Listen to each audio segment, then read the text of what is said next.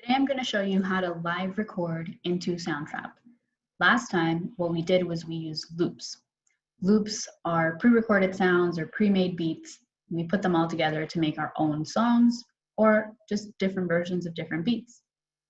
This time what we're going to do is we're going to use the microphone on our computer or on our phones or tablets to record either our voices, hand claps, or any other sounds that you have available to you in your home. So we're going to go ahead and start and go into the studio. When you go into the studio, you're also going to start a new project, and it's going to be music. This time, instead of going into Browse Loops, we're going to add a track. There are two ways that you can add a track. You can either add it down here in your menu and click Add New Track, or you can add it over on the side where it says Add New Track. It does the same thing. When you add a new track, you're going to get another menu that lets you know that you can add drum and beats, guitar and bass, pianos, voice, or microphones. There's a million different things that we could do, but we're going to start with voice and microphones. The first microphone that we get that opens up is your computer mic enhancer. If you're on a mobile device or a tablet, it'll say mobile mic enhancer. And basically what it means is that the microphone on your device might not be strong enough to record you singing, or it might pick up a bunch of the background sounds that you have in your home, and we don't want all those things to happen in our music. So this microphone helps cut all of those things out, and it helps make your voice be the focal point of the recording. So we're going to record straight into this just so you can hear what it sounds like. It's very plain, it's very basic, but it's very good if you're just doing a video like this, or if you're maybe recording you saying something or singing something, or if you're rapping and you really want to hear a clear and crisp voice and you want people to understand what you're saying. So when we start, you'll see those 8 dots preparing me to get ready to record. Hello, my name is Miss Orozco. And we can go back and listen to it. Hello, my name is Miss Orozco. And as you see, it is a very clear recording. You can hear my voice clearly. There's nothing crazy happening to it. So I'm going to add a new track because maybe I want my microphone to be doing something interesting and not just be very clear and crisp. So we add a new track, we add voice and microphones again. This time, instead of using computer mic enhancer, I'm going to click on the microphone and it gives me a list of other mics that are available to me. We're currently using this one, but we have 19 different microphones that we could use. All of them come with preset effects, which means they already have echoes or fuzziness or any other kind of interesting effect built into the microphone. So I'm going to choose space face. And I'm going to say the same exact sentence and see if we can tell the difference. This time though, because I have 2 microphones now, I don't want to record into here. I want to go out of the microphone and into my tracks. I want to make sure that mic 2, that's where space face is, that's the one that's on record.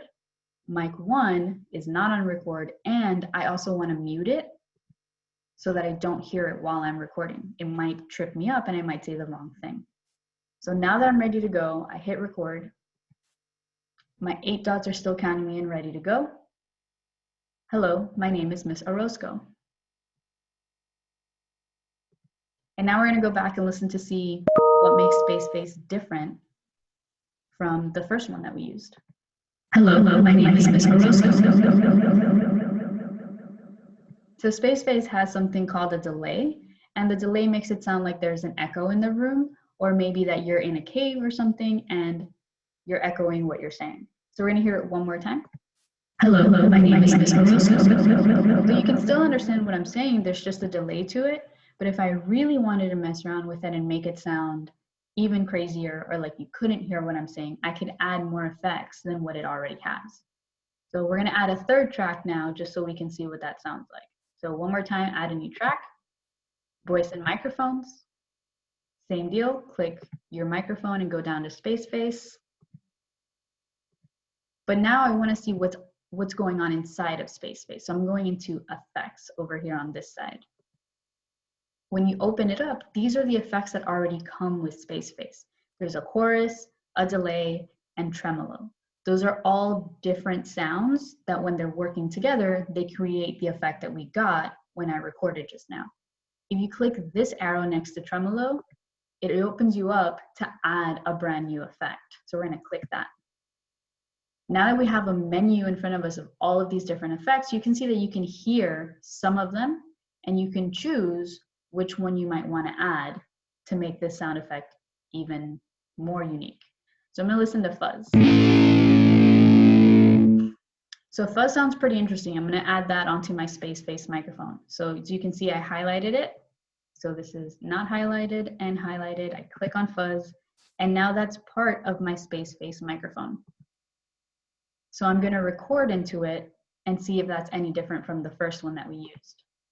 So now I have to make sure to mute mic 2 because mic 3 is where we have our new sound effect of Fuzz.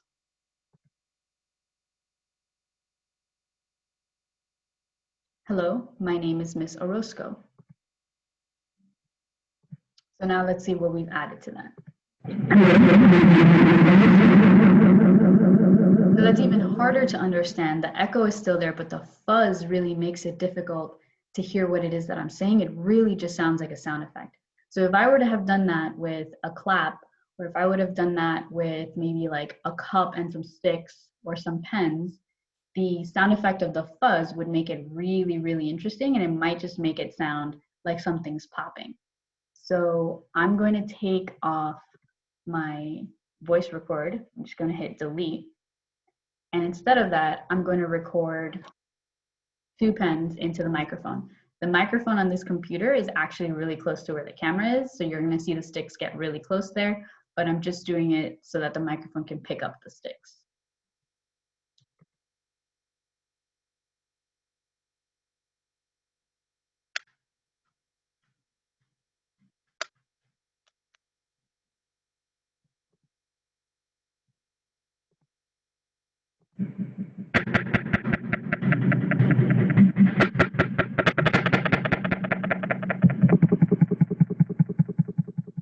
So because the delay is so much, it probably wouldn't pick up everything that I did with the sticks, and it wouldn't replicate everything that I did with the sticks. But we can try doing it with a clap. Let's see what happens with just one clap.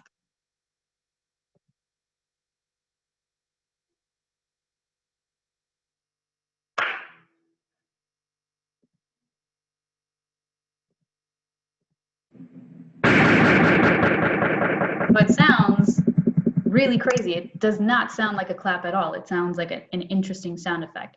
So there are different ways that you can use this, whether you're using pens, your own hand, whether you're beating on the table, whether you're making sounds against the wall, closing and opening a book. Anything that's available to you can get recorded straight into your microphone, and you can use all of the effects, all of the microphones that we talked about today to change the sounds to it.